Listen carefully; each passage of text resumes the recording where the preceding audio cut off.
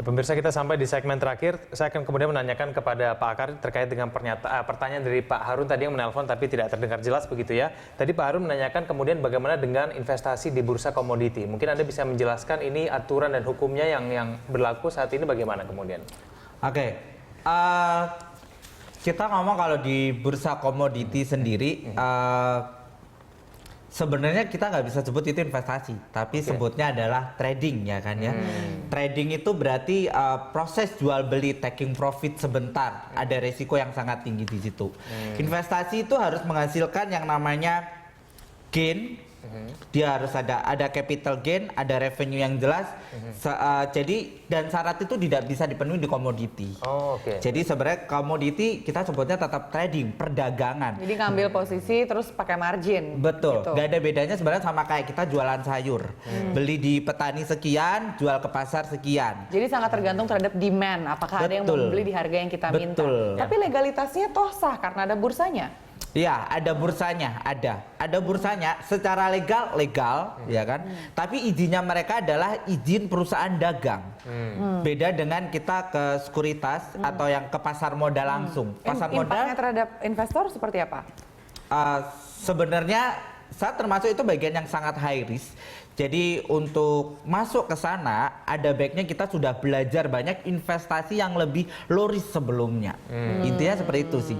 Kalau mau saya bilang tidak direkomendasi ya tidak juga gitu loh. Tapi juga untuk pemula atau untuk konservatif, of course. Belajar dulu yang lain. Betul, tapi kalau memang ada recommended. dananya dan uangnya memang idle dan berani mengambil resiko uang itu berkurang, silakan dicoba. Silakan dicoba. Nah, selain bursa komoditas, sekarang ini kan kita tahu juga ya, Egan, ada banyak sekali produk turunan investasi, baik itu futures, forex.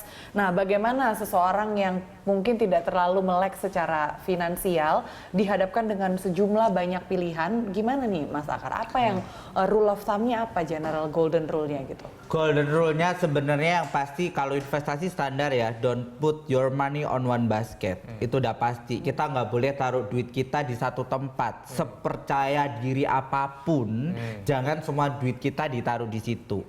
Tapi secara umum, saya membedakan tempat investasi kita itu harus ada 3 macam.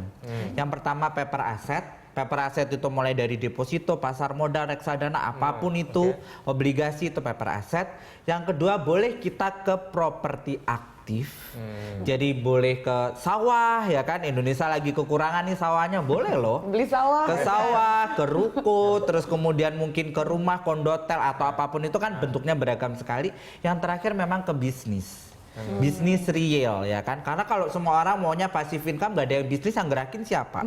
Sektor realnya nggak ada. Betul, kita mau beli saham, kalau nggak ada perusahaan baru yang IPO, nggak ada yang menjalankan bisnisnya, kita beli sahamnya siapa? Nggak bisa gitu. Jadi 3-tiganya sebaiknya setiap orang punya. Tapi ketika kita masuk ke ini kan, kita bahasan hari ini adalah jenis pertama investasi tadi ya, paper based investment. Itu kan pilihannya banyak. Kadang-kadang fund manager atau manajer investasi kita kemudian merekomendasikan 1 atau 2 hal gitu ya. Bagaimana kita bisa mengecek apakah rekomendasinya ini valid, bagus, saham apa yang harus dibeli, kapan harus menjual, kapan menyimpan, nih di mana informasi kita bisa mendapatkan informasi semua ini? Kalau mau serius menjadi investor, tidak ada salahnya menggunakan jasa penasehat keuangan atau penasehat investasi. Tapi kalaupun kita harus belajar, selalu mulai dari jumlah yang kecil, mungkin maksimal 10% dari total aset kita, dan pastikan terjun langsung. Mau belajar pasar modal, banyak kelas di BEJ. Harus mau baca bukunya, harus mau pergi ke sekolahnya. Karena ini uang kita loh ya, carinya kan susah. Masa mau investasi kita tinggal percaya aja, nggak bisa. Kalau mau cari ke bank sama, kalau perlu keliling 5 atau 6 bank, 7 bank, tinggal compare. Kalau malas pergi-pergi, saya pikir sekarang banyak aplikasi online untuk cari informasi. Banyak sekali. Baik, uang kita nyarinya susah, investasinya berhati-hatilah. Betul. Terima kasih Pak Akar sudah berbagi informasi bersama kami siang hari ini. Dan pemirsa, ini ada informasi selanjutnya, ini mengenai penipuan investasi dengan iming-iming imbal hasil tinggi dalam waktu singkat masih banyak ditemui di Indonesia. Bentuk investasi yang menipu alias bodong ini pun semakin beragam. Berikut ini tips yang mungkin bisa Anda coba untuk menghindari investasi bodong. Mau untung, jangan sampai buntung.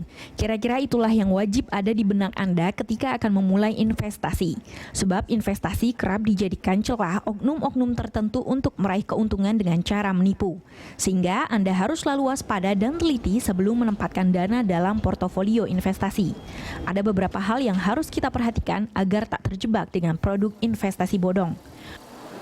Pertama, kritis terhadap informasi yang Anda terima. Dengan dalih memberi untung maksimal, banyak perusahaan investasi yang sepertinya layak Anda coba. Namun sebaiknya jangan terima mentah-mentah begitu saja. Anda harus selalu bertanya setiap penawaran investasi yang ditawarkan, apa keuntungannya dan apa resikonya. Kedua, check and recheck. Jika Anda ditawari investasi, sebaiknya selalu dikonfirmasi dengan check and recheck. Ini bisa dilakukan dengan bertanya pada orang-orang yang sudah lebih dulu berinvestasi. Bisa juga dengan mencari detail informasi dari internet dan buku. Ketiga, waspadai imbal hasil investasi yang tak wajar. Jika imbal hasil yang diberikan di luar kewajaran, kita harus mencurigai produk ini. Dalam berinvestasi, kita harus rasional. Imbal hasil yang sangat tinggi mungkin bisa terpenuhi di awal, namun bisa macet di bulan-bulan berikutnya. Keempat, curigai investasi yang tak beresiko. Tak ada investasi yang tanpa resiko. Sebagus apapun investasi, nilainya pasti berpotensi berkurang. Prinsipnya, semakin tinggi imbal hasil, semakin besar resiko. Begitu juga sebaliknya. Kelima, verifikasi keabsahan perusahaan investasi. Semua perusahaan yang mengelola dana masyarakat harus punya izin dari otoritas jasa keuangan dan lembaga terkait lainnya. Anda bisa mengecek langsung izinnya ke lembaga-lembaga itu. Jika tak terdaftar, lebih baik Anda tak berinvestasi lewat perusahaan itu.